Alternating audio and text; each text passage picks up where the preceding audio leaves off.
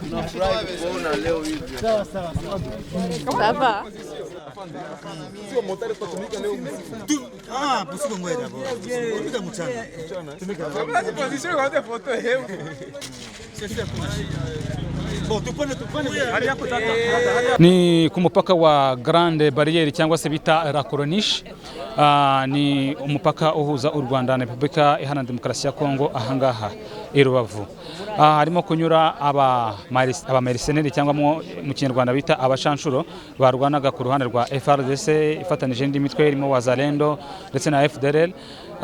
Nyuma yo gutsindwa barayamanitse bahungira muri MONUSCO. Nyuma yo guhungira muri MONUSCO bakanyura bataha iwabo. Uko barimo kuba bafite ibikapu bisanzwe nta uniform za gisirikare bambaye, bambaye uniform za gisivile. Barimo kunyura ahanga kuri mupaka bakabasaka kugira ngo barebe niba nta bibazo bafite mu bikapu byabo bakabona gukomeza. Ahangaha barava ahangaha n'ubundi bakomeza basubira mu gihugu cyabo.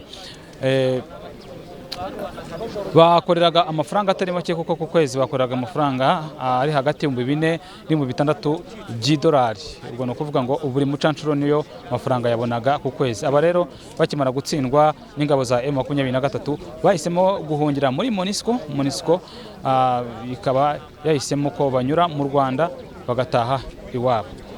Ntabwo byoroshye kugira ngo bavugishe itangazamakuru kubera ko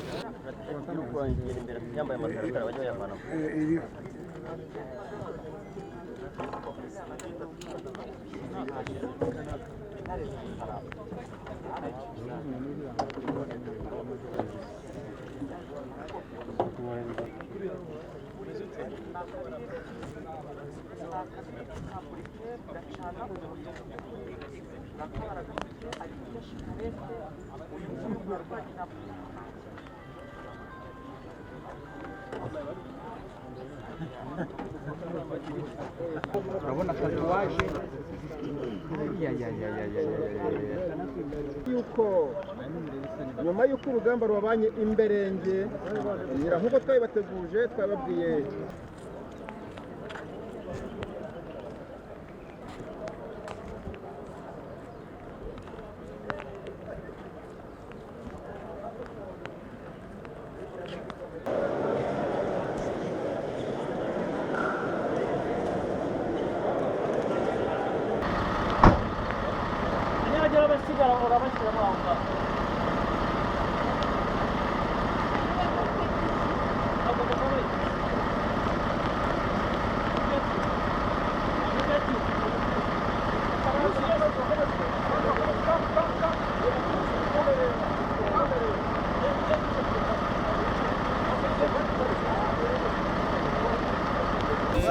tunafurahi kuona leo hivi. Sawa sawa. Sawa. Sio motari kutumika leo msiku. Busiku ngoja hapo. Tumika mchana. Tumika. Basi position kwa foto hebu. Sasa kuna tupane hali yako tata.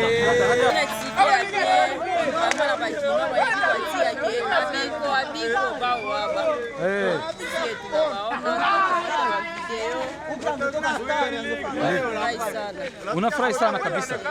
Turi ahangaha mu mujyi wa Goma. Amasasu ntabwo acyumvikana, hari umutuzo, ubona abaturage basana bafite akanyamuneza, nta kibazo bafite. No kuvuga ngo ingabo za M23 zirimo kugenzura uyu mujyi wa Goma, ubona ko koko ubuzima bumeze neza. Gusa yo ugiye kuganira n'abaturage ubona ko ari ibintu byiza cyane, ukabona hari akanyamuneza, nta kibazo, hari ituze.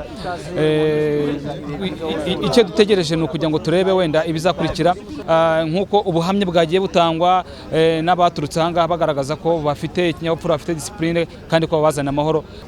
Umuriro nturagaruka, amazi nayo ntabwo aragaruka, urujya n'uruza ku baturage nabo ntabwo ruragaruka. Ubona ko hakiri ibihe bidasanzwe, ntabwo ibihe byanyabyo nk'uko Goma iba yashyushye, ntabwo ariko bimeze. Hapa si tushafurahi meme bajikaze aba kaka, en tout cas bakoko na courage. Bakoko na courage, bakasema wanatoka hapa batakuwa wanatudepeize, manake wanatukata na sie nguvu. Munawapokeaje? Sisi tunawapokea bien. Meba tusaidie, tuko na njala sana, difficulté ni mingi aba garso banye balitosha mude. Ulikuwa maarme za mingi ba garso walizitosha umu. Arme za mingi ziko. Hasa vile ndio ifo banze kwanza kwa mwele osekuru kwanza deja. Ju population ya mingi na mtoto akose wa 13 na mtoto wa 13 iko sai na arme. Unasikia mtoto tu wa 13 sasa iko na arme. Unabisikia? Ndio hapa tu Mgoma hapa Mkulema.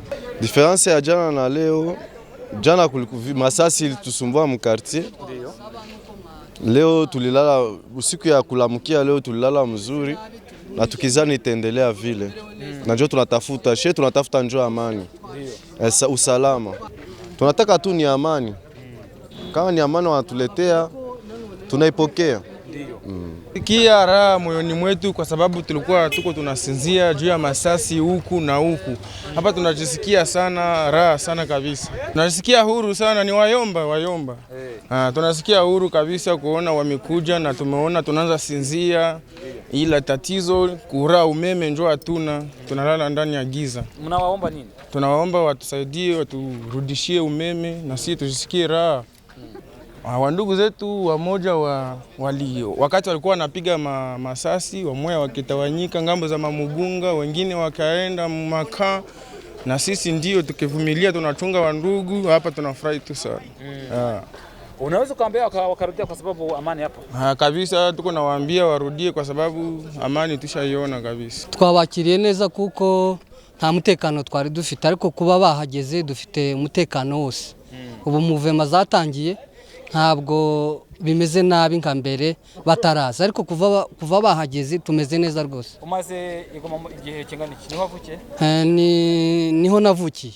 Ubu rwose byari bihari, twari dufite ibihe bibi bimeze nabi, ariko kuba bahageze tufite ubuzima bwiza, muvema zatangiye rwose. Mubategereje? Tubategerejeho ko bashobora kutuzanira amahoro meza tugasubira mu mirimo yacu nkuko byari bisanzwe. Ikindi nabasaba nuko bakora ibishoboka byose bakatuzanira umuriro n'amazi, kuko tutabifite tumerewe nabi. Hali ya leo na jana tangu saa waliingia wakatukuta wakatuambia tutembee sisi tunapenda, ndio tukajisikia huru mpaka saa hii tunatembea sisi tunapenda. Maana tangu wafike tuko tu mzuri kwanza. Gisi walifika hapa tumewapokea mzuri sana. Juu jana saa walifika walitusaidia kuelimine wale wenye walikuwa tusumbua kwanza ile siku ya kwanza ya tukutoka mu manyumba mu parcelle. Ibijyanye n'amasasu yo ntabwo arimo kumvikana, ubona ko koko nta kibazo abaturage bishimiye ingabo za M23. Gahla Wanambara, TV10 Igoma. Bari bamaze iminsi batatembera ku mugoroba, ariko ubu bariho baratembera amanywa nijoro. Rero twahagurutse kugira ngo duhe abakongomani bose nta kuvangura, tubahe umutekano, tubahe amahoro, niturangiza twese dufatanye kugira ngo twubake igihugu cyacu. Mu by'ukuri ni ryari mu munsi wa ryari mwabohoye uyu mujyi wa Goma? Hari ku munsi kwa mbere itariki 27 z'uku kwezi kwa mbere 2025.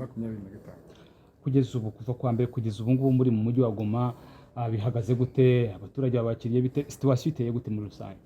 Nkuko mwabibonye, nabonye ko abaturage batangiye gutembera nyuma y'imirwano yari kaze yuko hari indiri interahamwe ya FDLR, hari abarundi benshi cyane, hari abacancuro narababonye nuko bambutse imipaka, hari ingabo za SADC, hari ndetse na MONUSCO, bose baraduteraniraga tukarwana nabo ngabo bose, ariko twashoboye kubatsinda tugarura amahoro. Wenda katugaruke ku ntambara gatoya, byari bihagaze gute mu kurwana? Hari igihe mwarwanaga mugasubira inyuma gatoya mukongera mukarwana kugeza igihe mufatiye Goma, n'izihe mbogamizi mwahuye nazo? Twebwe nk'uko bizi icyo tuhagazeho ni ibiganiro by'amahoro, ntabwo twari tugamije kumena amaraso y'abakongomani. Muzi ko kera tukiva mu buhungiro, yaba bahungiye Uganda yaba bahungiye mu Rwanda, twaraje tujya mu kirunga cya Sabyinyo. Urumva turahaba tuti ubwo haje umuperezida mushyashya witwa Tshisekedi, nawe wari uvuye mu batavuga rumwe na leta ya Kabila, icyo gihe twavuze tutireka twohereze intumwa zacu zijye kuganira nawe, turebe uburyo tugiye gutaha mu gihugu, turebe n'umusanzu twatanga mu kubaka igihugu, umusanzu mu buryo bwose, bwaba ubw'umutekano, bwaba ubw'amajyambere muri rusange, twari tayari gufatanya nawe. Rero ibyo yarabyanze, ahubwo yaciye bugere bwa nyuma aza kudutera. Ubwo turi mu kirunga cya Sabyinyo, intumwa zacu twohereje Kinshasa zikiriyo. Muzi ko hari ibyo bari bamaze kumvikana, byari bimaze kugerwaho byo kuvuga ko tugiye kuvanga ingabo nawe. Nawe icyo gihe ntabwo yarizeye inzego z'umutekano zose, yuko yaravuga ati ko Kabila ariwe ukizifite zose. Urumva rero turavuga tuti tuvange ingabo zacu nize izo yibonamo. Urumva yuko we n'umuntu ukunda amacakubiri cyane, kandi izo yibonamo uzizaniye tuvange nazo tuzazigisha, ariko tugucungira umutekano muri Kinshasa, ariko tugaruke n'iwacu mu burasirazuba nabwo ducunge umutekano w'abaturage, ndetse n'impunzi zacu zimaze imyaka 30 hanze y'igihugu nazo zitahuke. Ku rugamba rwa tekinike byari bihagaze gute? Urumva gutsinda SADC, mugatsinda abamerisenere, ndetse MONUSCO nayo iri aho ngaho, imitwe ya Wazalendo, mugatsinda n'igisirikare. Urumva ni abantu benshi bateraniye, imitwe ndetse n'ibihugu. Byari bimeze gute? Mutubwire n'imbogamizi wenda aho ngaho ku rugamba rwa gisirikare, rimwe na rimwe ntabwo babizi, wenda mwatunyuramo gakeya mu mayange, ntabwo byose mwabivugamo. Urumva byari ihuriro rikomeye cyane y'abantu benshi, baraduteraga kuko bakaza ari benshi, ariko twebwe impamvu yacu niyo yadufashaga kugira ngo tutsinde urugamba. Urumva dufite impamvu ikomeye, dufite ukuri, muri intambara turwanira turashaka gusubira iwacu muri gakondo yacu. Urumva aha hantu hose turwanira, urumva amazina aba muri ururimi ndi kubaganirizaho, mu rurimi rw'ikinyarwanda. Ni ukuvuga niba data n'abasogokuru bagiye baha ayo mazina, imisozi, imigezi, ikivu, ibiki byose ni amazina y'ikinyarwanda. Rero ni gakondo yacu, ntabwo yashidikanya. Urumva niyo ukubise muri Google Map ukavuga ngo hehe Inyamitaba, baragenda bakakwereka muri Masisi. Urumva nimwe mwahitiye abasokuruza, niwe bahitiye amazina. Iyo bakubwiye Imatembe, nta rundi rurimi. Iyo bakubwiye Nyiragongo, nta rundi rurimi ku isi rubamo icyo kintu cya nyira uretse ikinyarwanda. Rero icyo twayihise ni iwacu, gakondo yacu, nta muntu n'umwe wakwiha uburenganzira bwo kudukura muri gakondo yacu. Rero twagarutse turi iwacu, abaturage baratwishimiye cyane. Habonye ko twaramukanyaga na bariya abantu bose turaziranye, abo banyamakuru mwabonaga bati karibu ikaze, turishimye kubona muje. N'abaturage ejo bari bishimiye bakora mu biganza by'abasirikare, ubona ko bishimiye ko barishima cyane. Natwe mu nzira aho twazaga baraduhagarikaga, bati mureke tubaramutse, twari tubakumbuye. Urumva tugahagarara tugasabana nabo, ariko mureke tugere no mu mujyi turamutse abanyamugi. Niki gikurikiyeho kuri ubu ngubu? Ntabwo situation irahagarara neza cyangwa se n'ubuzima ngo bugende neza. Niki gikurikiyeho kuri mu gihugu? Ubu niko kazi twazindukiyemo, ndakeka twabonanye mu gitondo, ku kazi twazindukiyemo turi kugira ngo tugarure ubuzima, tugarure amazi n'amashanyarazi. Urumva tukugira ngo itangazamakuru ryose rikore, byaba radio na televiziyo ya leta yitwa RTNC ikore, yaba amaradiyo yandi yabikorera na privé nayo atangira kore, bose bakore. Urumva abaturage tubahumurize, basubire mu mirimo yabo, amashuri atangire, ibitaro bikore.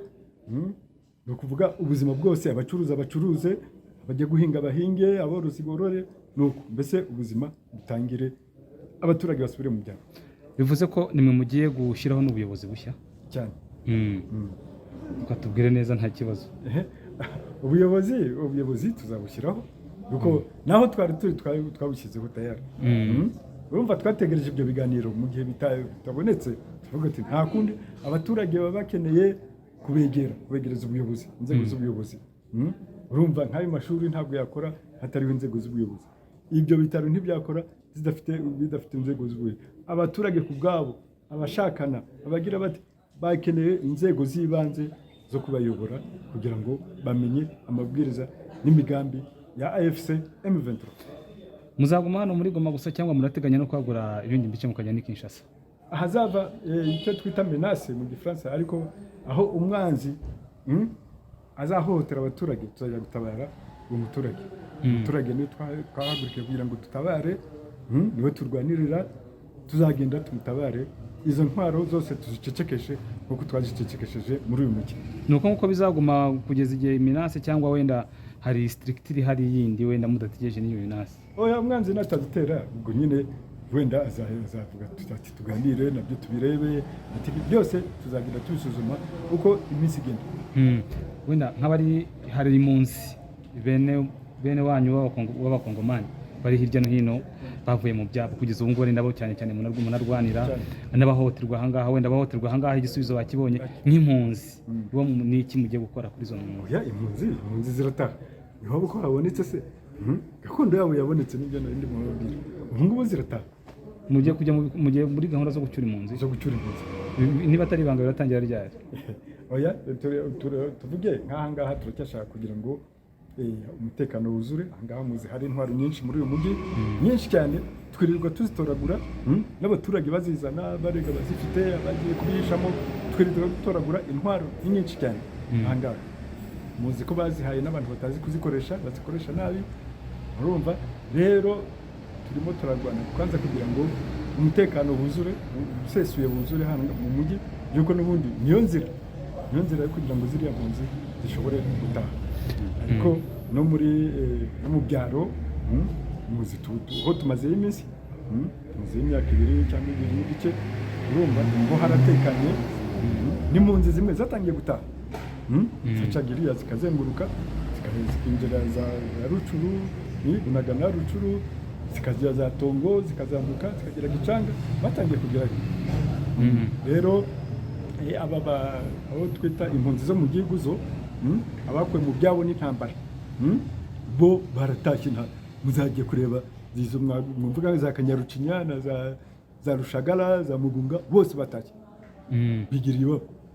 Kuvuga bari abantu ni leta yabafataga bugwate kugira ngo gusa ngo yereke amahanga yangiriza izina ryacu, ngo abangaba batuma abantu bahunga, ariko mwajya kureba abaturage bose baritaye.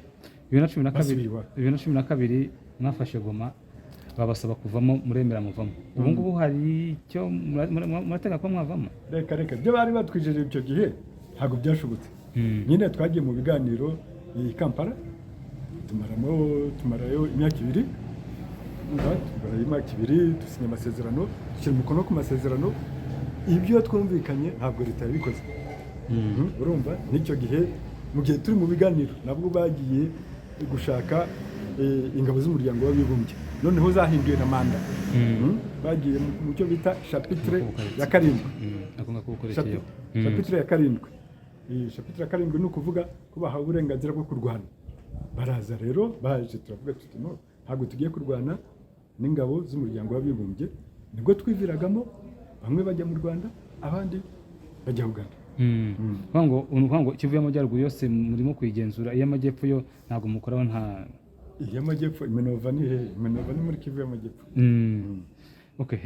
N'ahandi za Numbi, za Rumbishi, za Shanje, hose ni muri Kivu y'Amajyepfo. Gahunda yo kugikisha se ntayo yarekeye kawe nayo bibaye ngombwa? Byo ni gahunda tugomba kwiga, tukanonosora, tukareba. Ubutumwa rero ku bakongomani baba hano mu gihugu ndetse n'abandi baba hanze y'igihugu? Abakongomani kwanza abumva ururimi tuvuga bo mu burasirazuba, abavuga ururimi rw'ikinyarwanda, yego, ni ukubahumuriza, ni ukubabwira pole. Bamaze imyaka n'imyaniko batotezwa, yego, kubera ururimi bavuga gusa. Ariko cyane cyane aba batutsi bo barabicaga. Nta mututsi wari ufite uburenganzira bwo kubaho. Babacaga imitwe, bakabotsa, bakanabarya, babyina, bakora mbese umunsi mukuru. Urumva? Ariko muri rusange abavuga ururimi rw'ikinyarwanda bose nabo baratotezwaga. Rero icyo kuri abo ngabo icya mbere ni ukubabwira ko bagomba kwishyira hamwe. ubumwe bwabo nibwo buzabakiza muri iki gihugu yego urumva ubundi rero bagafatanya n'abandi bakongomani bose kugira ngo bubake igihugu cy'ababyeyi. Hirya no hino mu mpunzi barimo kubyina ikinimba nahangaha mu kubyanya nakose nta kubyina ariko mu mutima amarangamutima hameze ati kuri ubu ngubu n'akanyamuneza. Barishimye cyane barishimye cyane, impunzi zirishimye zizi neza ko gahunda ni nabo baduhaye abana babo bari kurwana urugamba nabo bari pati y'iyi ntambara ni iyabo, intsinzi ni iyabo rero yego kumwe nabo bariyoruganije mwigeze kubona bakora n'imyigaragambyo mu Rwanda batanga n'inzandiko muri za ambasade zose, muri Uganda barabikoze ndetse na Washington barabikoze na New York barabikoze ku cyicaro cy'umuryango w'abibumbye. Ubu uheruka baherutse kubikorera Ottawa muri Canada, capital ya Canada. Hose hari abantu bacu baratatanye, amatage yaraje, amatage twumvaga mu nkuru gusa ubu yatugezeho. Rero ubu turimo kurwana kugira ngo dushobore gutahuka dutahe iwacu. Katubashimira cyane. Murakoze cyane. Nyakubahwa, wenda akantu gatoya muraza kumanaginga mute ikibazo DRC ubuyobozi bwa Kongo bwatangiye kubwira abaturage ko bahaguruka yaba muganga yaba iki bose guhaguruka ngo bakarwanya M23 ndetse n'abanyarwanda ngo kuko barimo kubafasha mu kurwana intambara. Niki muraza kubwira abaturage kugira ngo baze kwirinda kumva iyo myumvire imwe n'imwe irimo kubashuka kugira ngo bishore mu mirwano? Cyambere kubashuka kwa mbere ni ibingibi turi kubona none. Barabashutse babaha intwaro baziha abaturage batazi kuzikoresha. Right now we are organizing first of all the security. The town is peaceful as you see yourself. You have gone everywhere in the town. You have been to the shops. You've seen some of them are open and people are going their business daily normally. But I'm not going to give you much details now because after here we have a press conference to let you know exactly what is happening and our forward plan for the future of the town of Goma. You say that the next step we're gonna get it in the press conference, but just let's look back and you tell us in the war, what was the challenge and how did you succeed? First of all, tribalism was too much here. Extremism, you can't live freely, work freely. But since we arrived and the town has been liberated, everyone is walking around and freely without asking questions by your look. This is the first way. The security has been paramount in this country, in this town. Everything is normal now. There's no much killing, like they say. Kinshasa is just portraying much propaganda, lying to the population every single time. But peace has now been established here in the town of Goma. So maybe let's go. We don't know how techniques of war, how it is. So maybe in that situation, how it was, and how was that challenge? Maybe in the techniques of the war, and how did you succeed? Where we succeed is discipline, first of all, because we respect the human beings. So what belongs to me, belongs to me. It doesn't belong to anybody else. What belongs to somebody else, I can't take it by force. So we had FRDC in this town, going robbing things every single day, looting stuff every single day to people's shops. It doesn't happen anymore. So right now we have peace and security established since we've been liberating this town of Goma. So the message to the people of Goma and the Congolese at large, wherever they are? First of all, we have to thank people of Goma. They have been brave.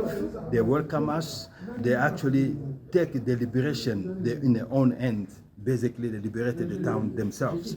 First of all, we thank them for that.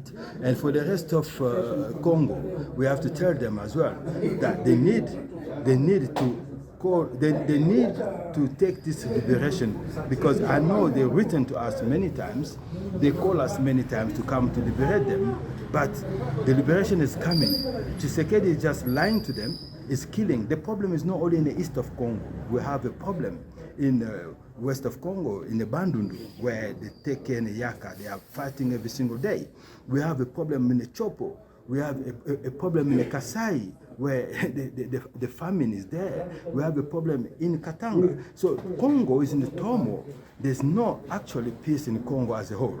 But in the liberated area, we have people that are moving 24/7 a week. They carry on their business daily. There's no problem. We are living normally in a zone liberated. So for those people that have been liberated in Goma, they are happy now because they can face it and see how the freedom is actually in their life.